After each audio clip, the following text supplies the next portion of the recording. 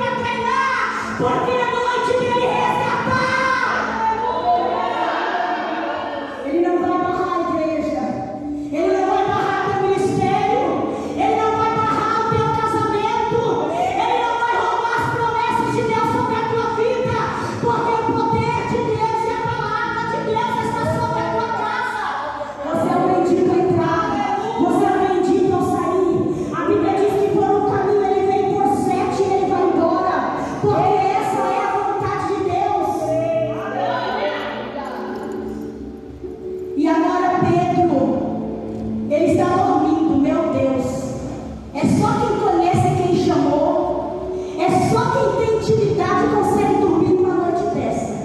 Porque no outro dia Pedro, ele seria apresentado em praça pública. Provavelmente ele seria açoitado e morto como foi Tiago. Mas esses eram os planos de Herodes. Mas esses não eram os planos de Deus, amém? E agora a cadeia se quebram.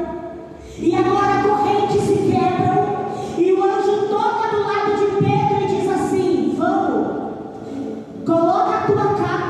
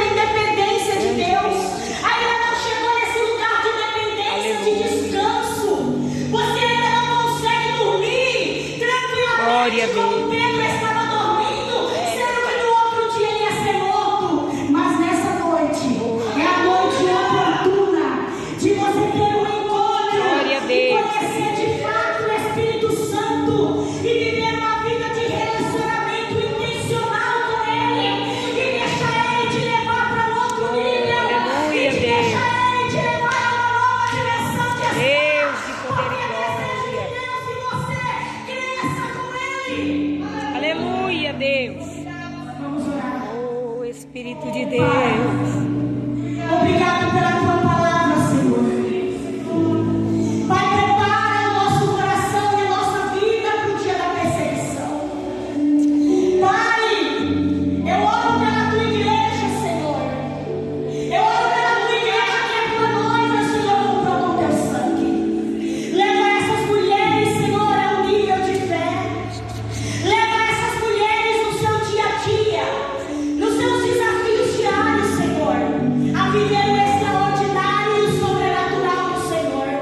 Pai, como eu creio que nessa noite cadeias foram quebradas, como eu creio, Senhor, que nessa noite o Senhor está entrando em lares aqui e está assumindo territórios espirituais, como eu creio, Senhor, que o Senhor está governando.